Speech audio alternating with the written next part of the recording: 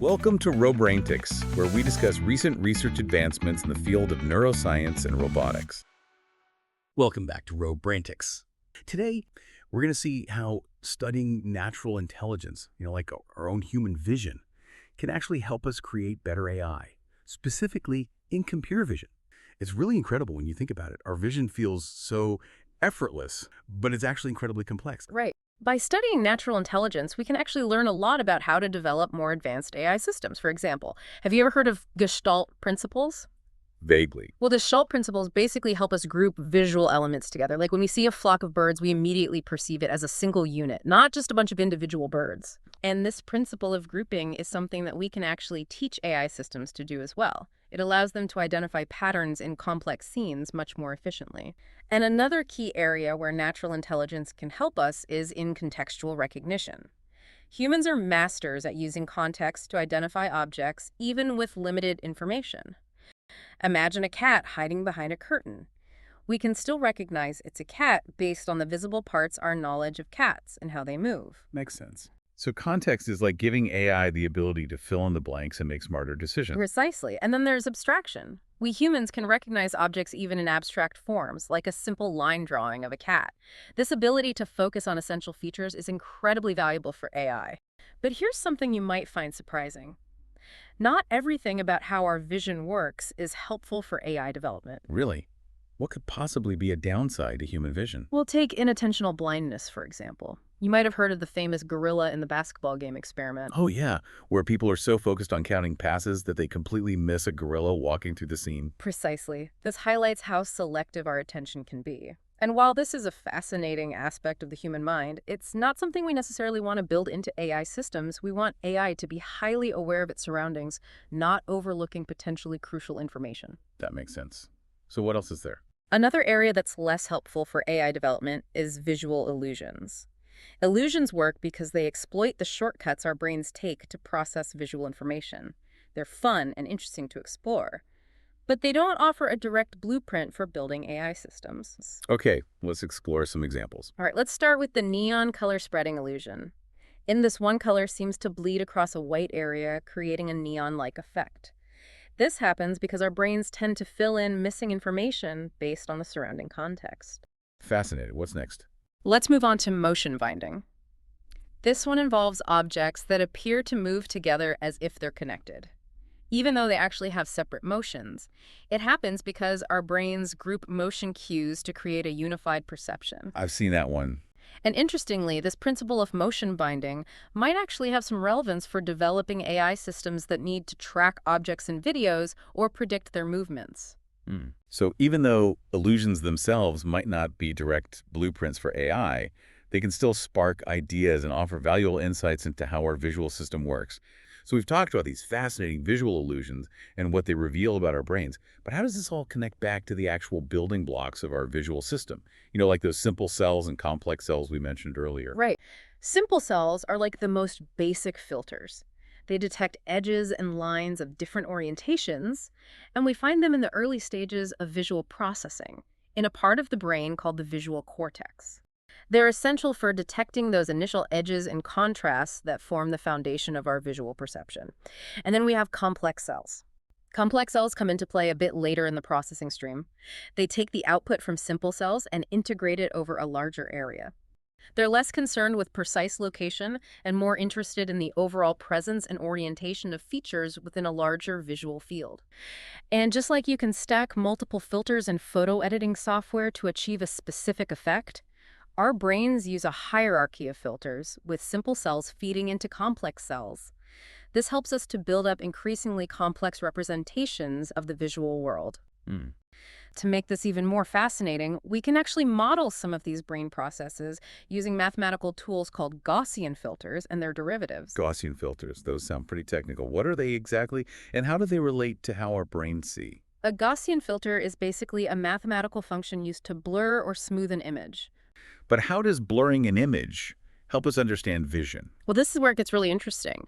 The derivatives of a Gaussian filter, specifically the first and second order derivatives, can be used to detect edges and changes in intensity in an image. So By mathematically blurring an image and then analyzing how the intensity changes, we can identify those important edges and features that our brains are so good at detecting. Precisely.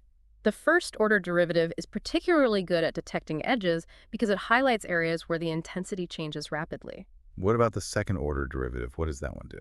The second-order derivative, also called the Laplacian of a Gaussian, can detect not only edges but also spots and blobs by identifying changes in the gradient of intensity. It basically goes a level deeper, looking for more subtle changes in how intensity varies across an image. Wow, that's pretty amazing. Yeah. We're essentially using math to mimic some of the ways our brains process visual information, from detecting edges to identifying spots and other important features.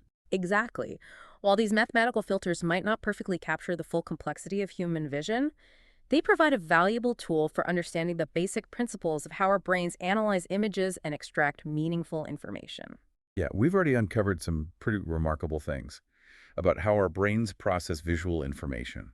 So where do we go from here? Well, in this part, we're going to dive into the world of neural networks. Imagine a network of interconnected nodes, kind of like a massive web. These nodes receive input signals, process them, and then transmit the output to other nodes in the network.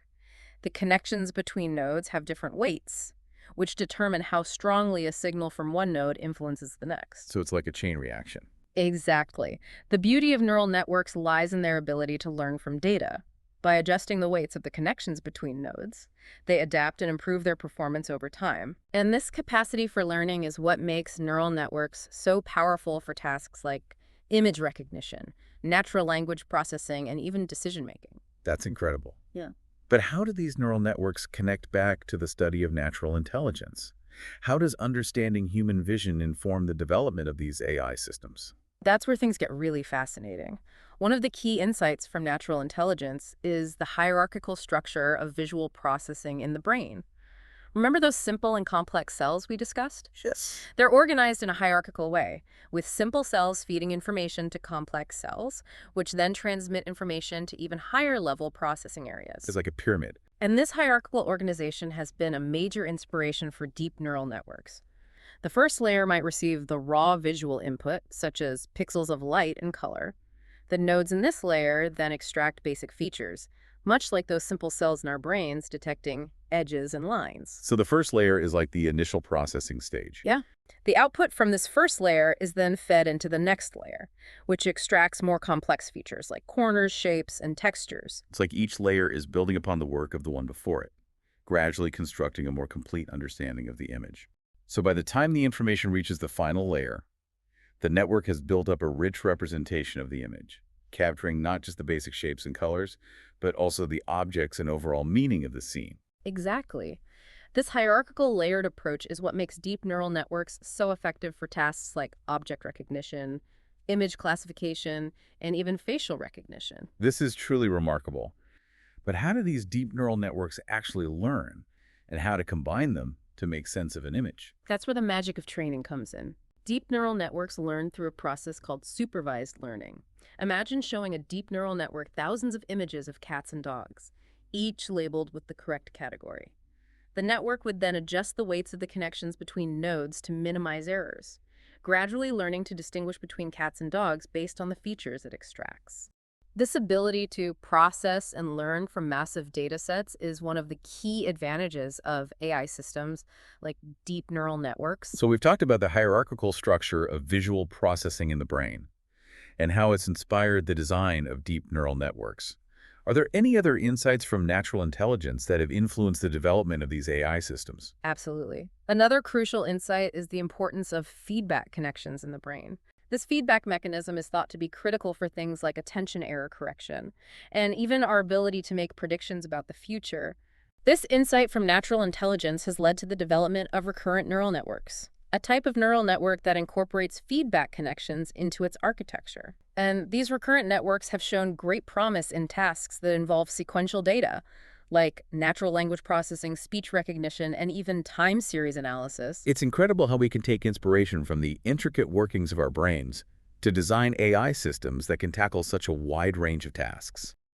So as we conclude our deep dive into the world of vision and AI, we encourage you to continue exploring these fascinating topics and engaging in these critical conversations.